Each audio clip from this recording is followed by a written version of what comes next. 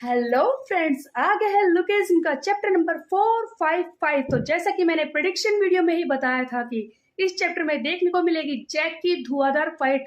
Of course इसके अलावा कुछ और भी चीजें होंगी। तो आइए करते हैं वीडियो की शुरुआत। मैं हूं प्रिया, वेलकम टू प्रीमी कैन। चैप्टर की शुरुआत में हम देखते हैं कि डैनियल एंड टीम यानी कि अलाइड के मेंबर्स पहुंच चुके हैं सेकेंड फ्लोर पर, जहां पर उन्हें सामने दिखता है एक गेट, एक स्टील का गेट जो बंद है। डैनियल सोच में पड़ जाता है कि हाँ, लॉबी के बाद ये गेट, अचानक से ये गेट कैसे सामने आ गया। डैनियल इस दरवाजे को देखकर बहुत ही हैरान है कि हाँ, इस सेकंड फ्लोर पर बस एक रूम है जिस पर ये गेट लगा हुआ है।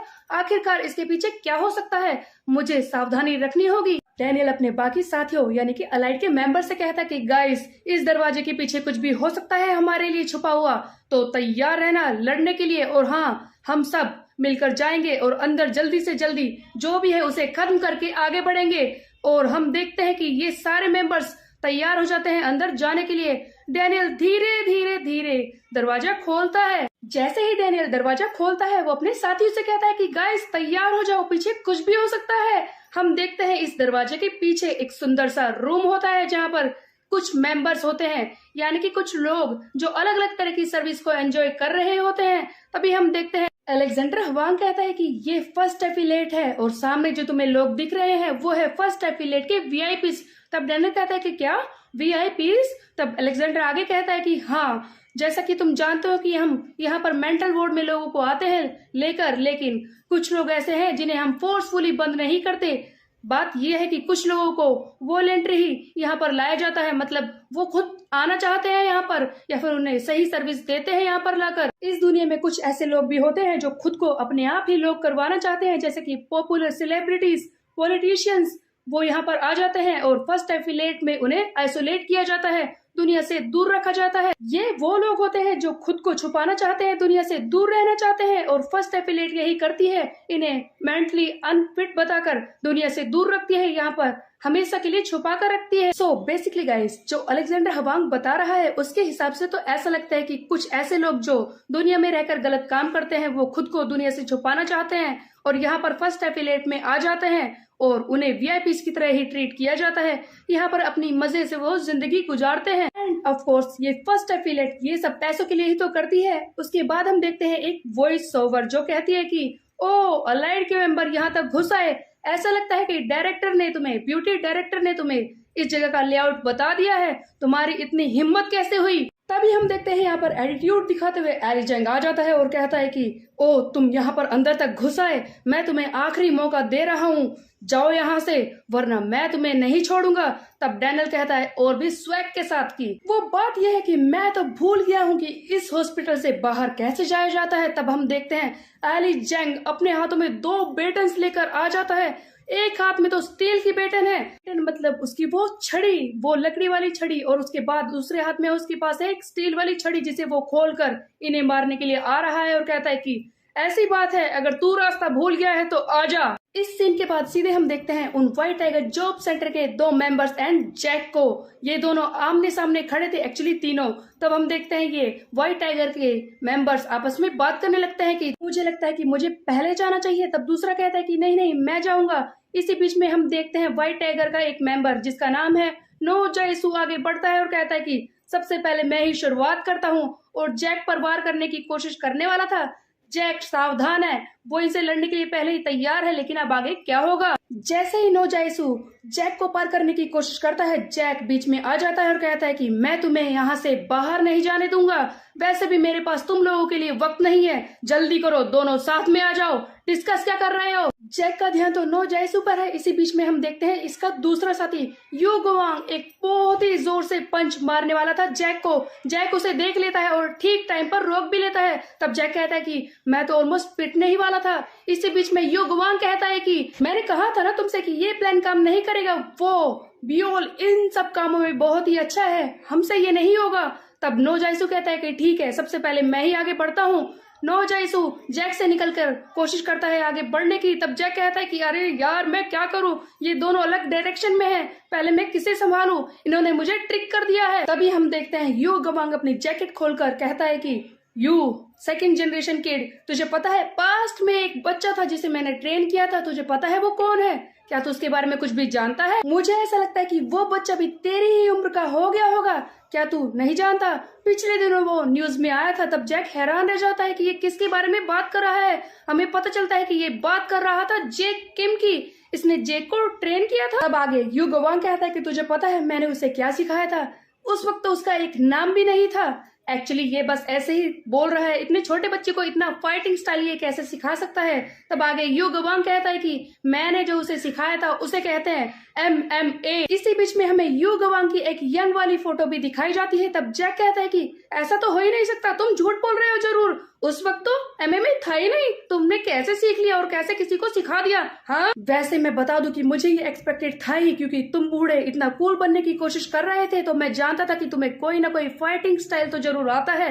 तभी हम देखते हैं यू गवांग वार करता है इस जैक पर। तब जैक कहता है कि तू मुझे ऐसे जल्दी नहीं हरा पाएगा, और हम देखते हैं जैक इसके पंच को भी होल्ड कर देता है। उसके बाद हम देखते हैं यू गवांग एक के बाद एक कई सारे पंचेस इस जैक को मारने की कोशिश करता है, लेकिन जैक अब पहले जैसा नहीं रहा है। वो काफी स्ट्रांग हो चुका है ट्रेनिंग के बाद और इसके सारे हिट को ले रहा था। तब यू गवांग भी सोच में पड़ जाता है कि ये बहुत ही ज्यादा स्ट्रेंज है, लेकिन जब भी मैं इस पर कोई भी ब्लो ट्राई करता हूँ तो मुझे ऐसा लगता है कि मैं किसी स्टील को मार रहा हूँ, किसी स्टील की बैल को। सो गाइस, जैक की पावर को दिखाने के लिए यहाँ पर हमें वो बड़ी वाली बैल भी दिखाई जाती है जो हमने मोंग के टेम्पल में देखी थी।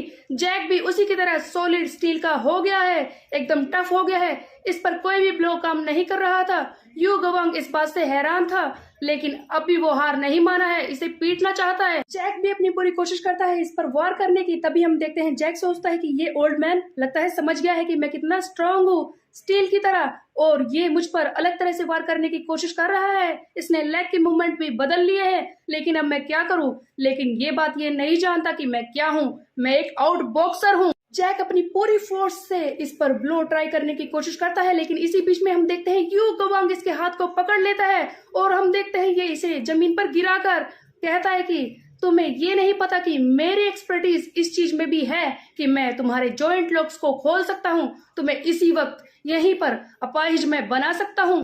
जहां तक बात है तेरे सॉलिड होने की, तेरे स्टील की तरह सॉलिड होने की, मैं जानता हूँ कि तूने एक बहुत ही ज्यादा टफ ट्रेनिंग ली होगी।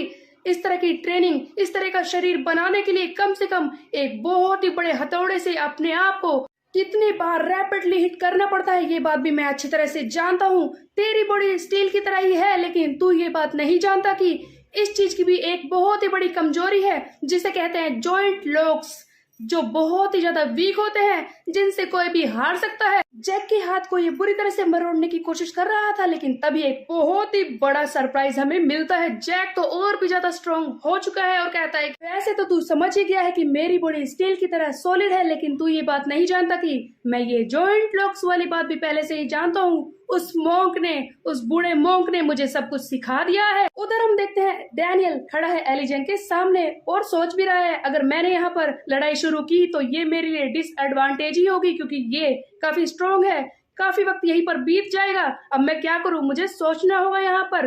तभी हम देखते हैं वास्को सामने आ जाता है और कहता है कि तुम यहाँ से जा सकते हो, तुम पीछे रहो डैनियल, इसे मैं संभालूंगा। ये तो एक्सपेक्टेड था ही गाइस, क्योंकि वास्को ने तो पहले कह ही दिया था कि वही एली जेंग से लड़ेगा। लेकिन इस पर भी डैनियल सोच में पड़ जाता है कि यहाँ पर अब क्या होगा। ये एली जेंग एक वाइल्ड मॉन्स्टर है, इससे आसानी से वास्को जीत नहीं पाएगा। क्या इसे अकेला यहाँ पर छोड़ना सही होगा? क्या ये कर पाएगा? वैसे भी इसके साथ इतने सारे मेंबर्स भी तो हैं, तो अब मैं क्या करूँ, क्या प्लान बनाऊं, ये सब डैनियल सोच ही रहा था। तभी हम देखते हैं एक पंच आकर वॉरेन चाई को लगता है फेस पर। हम देखते हैं जेक किम की स्वॉर्ड यानी कि जेरी केवॉन भी यहाँ पर आ चुका है, जो वॉरेन चाई को आते ही मारना शुरू कर देता है और कहता है कि कोई भी बीच में नहीं आएगा। मुझे ऐसा लगता है कि तुम लोगों को मेरी हेल्प चाहिए, इसलिए मैं पहले ही कह रहा हूँ कि कोई भी आगे नहीं बढ़ेगा। तब वॉरेन भी कहता है कि कोई भी हमारे बीच में नहीं आएगा। दोनों ही अपने स्वैग के साथ आगे बढ़ते हैं। तब वॉरेन कहता है कि आज इसका फाइनल हो ही जाए, आज देख ही लेते हैं कि कौन स्ट्रांग है। कोई भी हमारे बीच में आने की कोशिश नहीं करेगा, क्योंकि आज इस चीज का फाइनल होकर रहेगा। हमारे रिश्ते में कोई भी घुसने वाला नहीं है, तैयार हो जाओ गाइस। सो गाइस, चैप्टर यहीं पर एंड हो जाता है। यहाँ पर हम देखते हैं कई सारे लोग आमने सामने आ चुके हैं। जैसा कि मैंने कहा था, बट एज एक्सपेक्टेड इनकी फाइट नहीं दिखाई गई। इसे हमें नेक्स्ट चैप्टर में हो सकता है कि दिखाया जाए, क्योंकि कई सारे मेंबर्स है, एली जेंग है और उसके इतने सारे साथी हैं, and Warren and Jerry of course. इनका लाइव एक्शन देखना तो बहुत ही मजेदार बात रहेगी। अब आगे क्या होगा, जो भी होगा बहुत ही ज्यादा धमाकेदार होगा। बट एज एक्सपेक्टेड डैनियल के बारे में, उस जिहान के बारे में कोई भी क्लू नहीं दिखाया गया कि अब क्या होगा, कहाँ है वो दोनों, आखिरकार दिखाई दो। तो गाइस आज की वीडियो में बस इतना ही, मिलते हैं नेक्स्ट चैप्टर में। और वायरलेट की वीडियोस भी जरूर देखिए गाइस, ताकि वो चावर कुछ बढ़े, क्योंकि चैनल तो डैड की तरह ही चल रहा है। प्लीज गाइस मेरी हेल्प कर दो ना।